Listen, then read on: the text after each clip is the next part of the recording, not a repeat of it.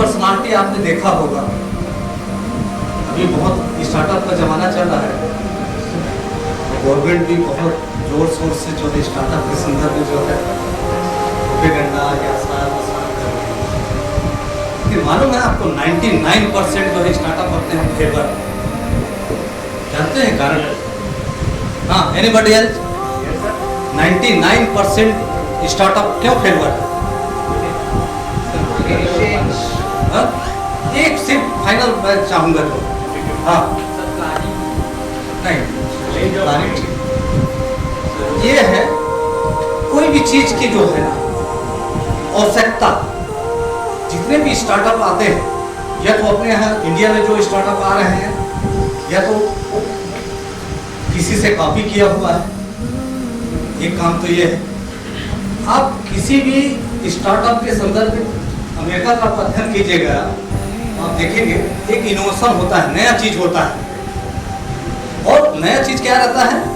जब जब लोगों की आवश्यकताओं को दृष्टिगत रखते हुए कोई चीज का जब सृजन करते हैं, लोगों की आवश्यकताओं को दृष्टिगत रखते हुए किसी भी चीज का यदि सृजन किया जाता है तो निश्चित तौर पर चाहे वो कार्य योजना हो या कोई ऑब्जेक्ट हो या फिर आपका प्रोडक्ट हो, उसमें जो है सफलता हासिल करने का दर जो है दूसरे स्टार्टअप के बनिस्बत जो है ज़्यादा ही होता है। अभी आपके सामने मैं एक दो पर्सनालिटी का उल्लेख करना चाहूँगा और उनके जीवन के संदर्भ में आपको बताना चाहूँगा। और हो सकता है मुझे जैसे पसंद है आपको भी सेम दृष्टिकोण से, नजरिए का फर्क है जो है आप उसको किस दृष्टिकोण से देते हैं।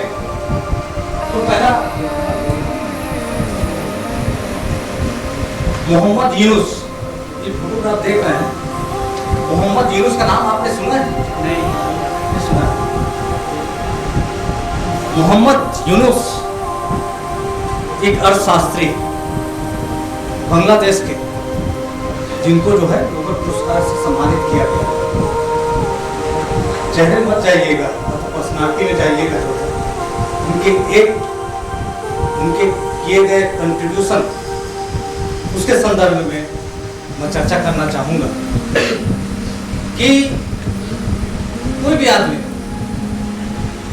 अपने इर्द गिर्द कोई भी चीज देखता है तो कैसा उससे प्रभावित होता है और उस सिस्टम को,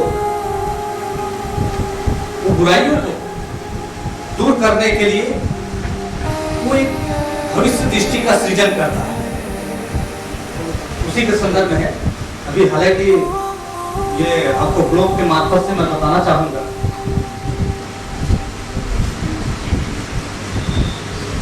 कि भविष्य दृष्टि का सृजन कैसे होता है। उसमें आवश्यकता अलग अलग टाइप के हो सकते हैं। जरूरी नहीं है मेरी आवश्यकता है आपकी आवश्यकताओं से इत्तेफाक रखे या मेज खाए, जो अलग अलग ये समय स्थान के परिप्रेक्ष्य में चेंज होते रहता है। एक गरीब के लिए आवश्यकता क्या होगी? जो है रोटी कपड़ा मकान जो है। तो इस आवश्यकता, उसके बाद आपका अंतरात्मा,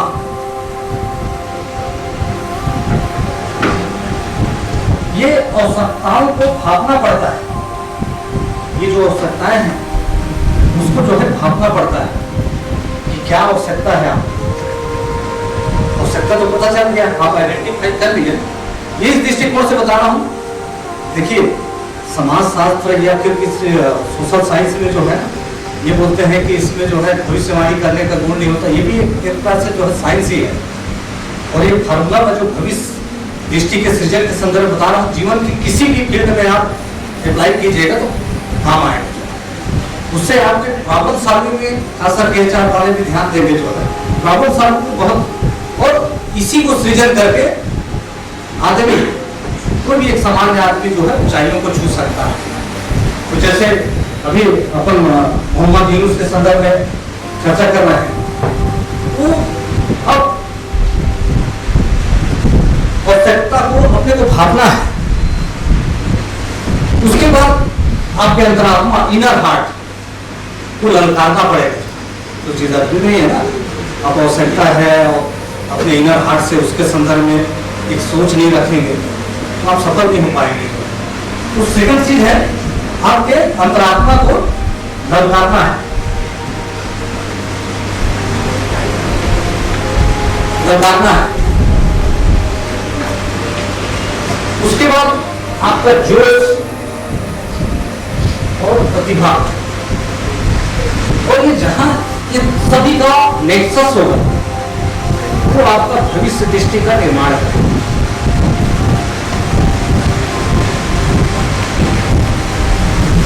जहां इंटरसेक्शन है, हम लोग यूनियन वगैरह तो पढ़े ना मैथमेटिक्स में, वही है।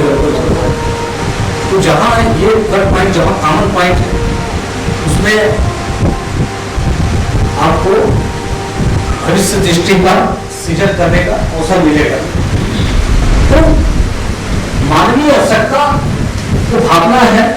उसके बाद आप अपने अंतरात्मा को ललकारिए और जोश और प्रतिभा का उपयोग करके जो है आप भविष्य दृष्टि का सृजन कर सकते हैं।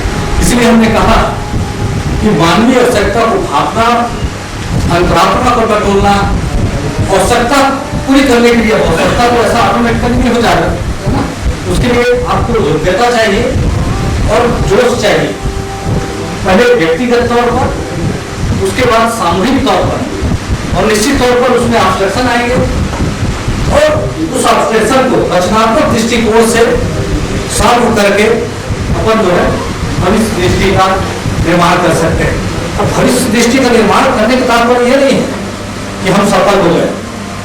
पहले चीज तो कोई भी काम करने के लिए हमको अपनी आवाज ढूंढना है, अपनी आवाज।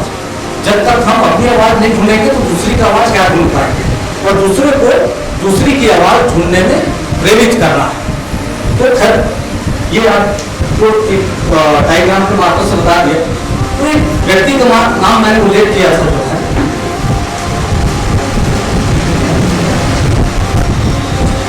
ये बांग्लादेश, जब विदेश से पीएचडी करने के बाद अपने देश बांग्लादेश वापस लौटे तो अर्थशास्त्र पढ़ा रहे थे कॉलेज में, अर्थशास्त्री पढ़ाएंगे। उसके बाद कॉलेज से निकलने के बाद उन्होंने बाहर देखा, बांग्लादेश वैसे भी गरीबी की बहुत है, तो देखा लोगों की अंबार लगी हुई है, घर कंकाल लगे हुए हैं, लोग भूख से मर रहे हैं, अकाल है, उनकी पूरी अंतरात्मा जो है झंझोर। ये अल्टीमेटली इस मेरे अर्थशास्त्री होने का क्या बेनिफिट है? लोग भूख से मर रहे हैं, बेरोजगारी से मर रहे हैं, अकाल। तो मेरे ये पीएचडी और जितने भी तमाम एजुकेशन मैंने ग्रहण किया है उसका कोई महत्व नहीं।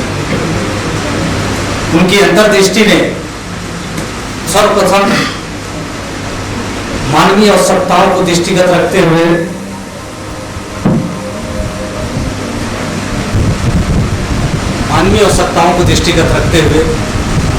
उन्होंने लोगों की आवश्यकताओं को भापा। भापने के बाद अपने अंतरात्मा को टटोले, और प्रतिभा तो था ही, अर्थशास्त्री थे इसलिए स्वाभाविक तौर पर प्रतिभा था उनका, और जोश से करके इंटीग्रेटेड करके उन्होंने पहले सर्वप्रथम अपनी आवाज को ढूंढी। बाजू में भाई जानते हैं चटाई जो होता है, एक कॉटेज इंडस्ट्री जो होता है बांग्लादेश में, कॉटेज इंडस्ट्री जो है, भाई एक महिला जो है चटाई बनाने काम कर रही थी, जाके उन्होंने पूछा कि बोले इसकी कीमत कितनी है? बोले 2 अमेरिकी पेनी। कितना कमा लेते हो आप? उन्होंने कहा 2 अमेरिकी पेनी। अर्थशास्त्री का आंख सर्व से झुक गया। एक मेहनत कश महिला जिसकी डेली कमाई सिर्फ 2 अमेरिकी पेनी, उनका आत्मा झंझोड़ना चालू कर दिया। तो अपने रिसर्च विद्यार्थियों के साथ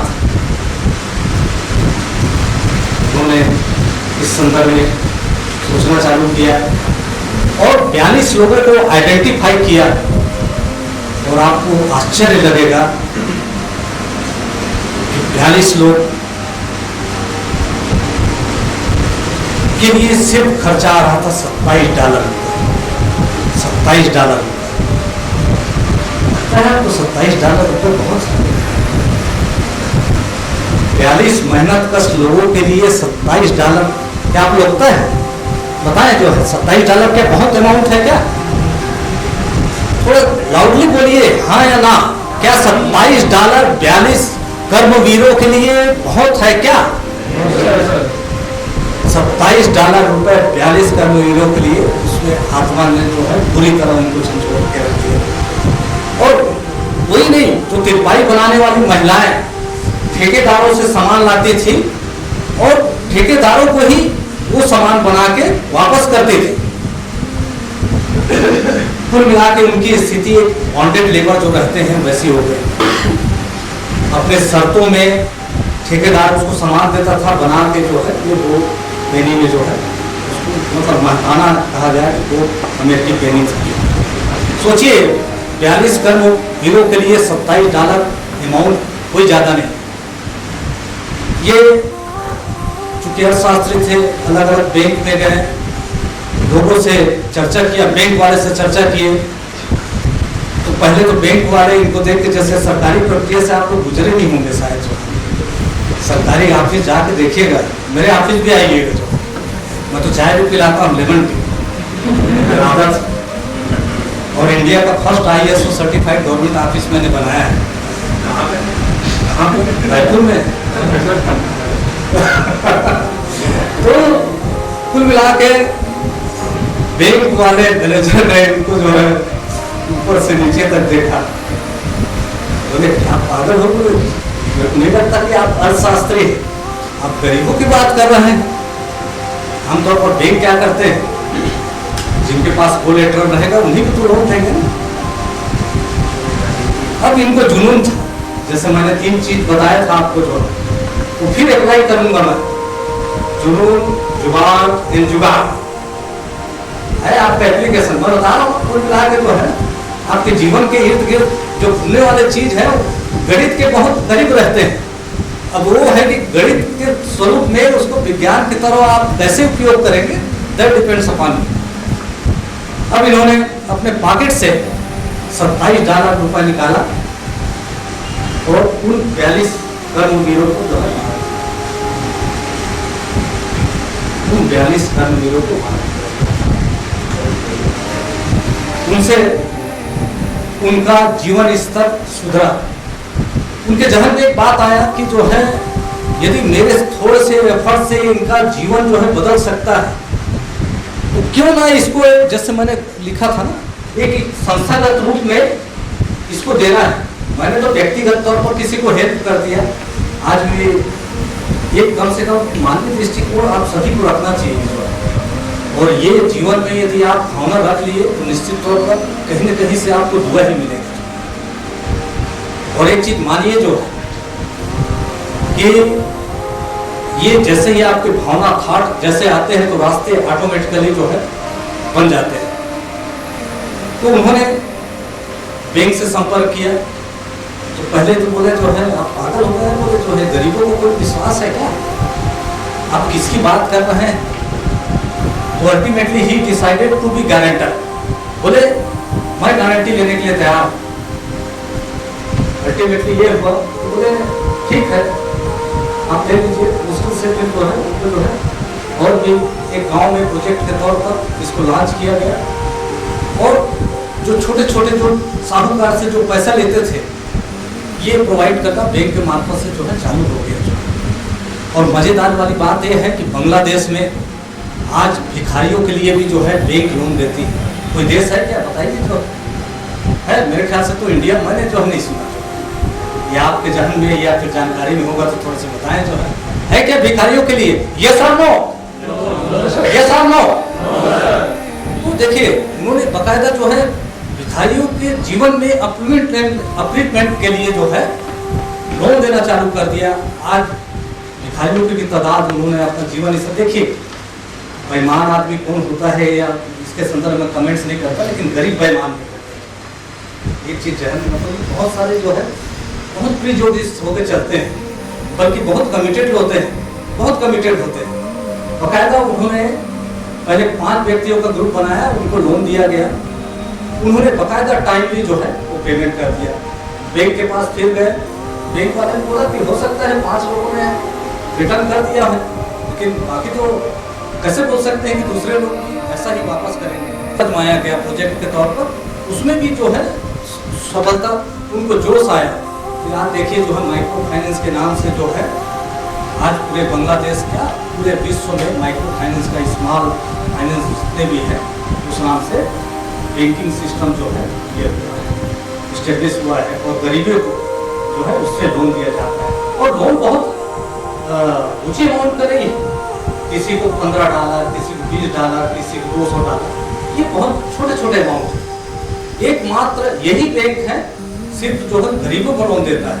कोई बैंक बता दीजिए जो है मेरे को। इसलिए मैं बड़े अदब के साथ इनको जो है सैल्यूट करता हूँ, और तालियों के साथ मैं भी गुजारिश करूँगा कि ऐसे शख्सियत जिन्होंने अपनी भविष्य दृष्टि को सृजन करके आज मानव कल्याण की दिशा में जो है एक सार्थक प्रयास कर रहे हैं, तो मैं चाहूँगा कि आप सभी जोरदार तालियों से जो है ऐसे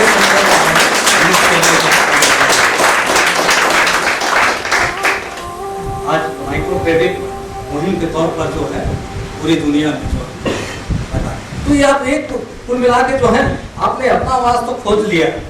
जरूरी है कि अपने से जो जुड़े हुए हैं उनको भी आवाज खोजने के लिए जो है प्रेरित करना है।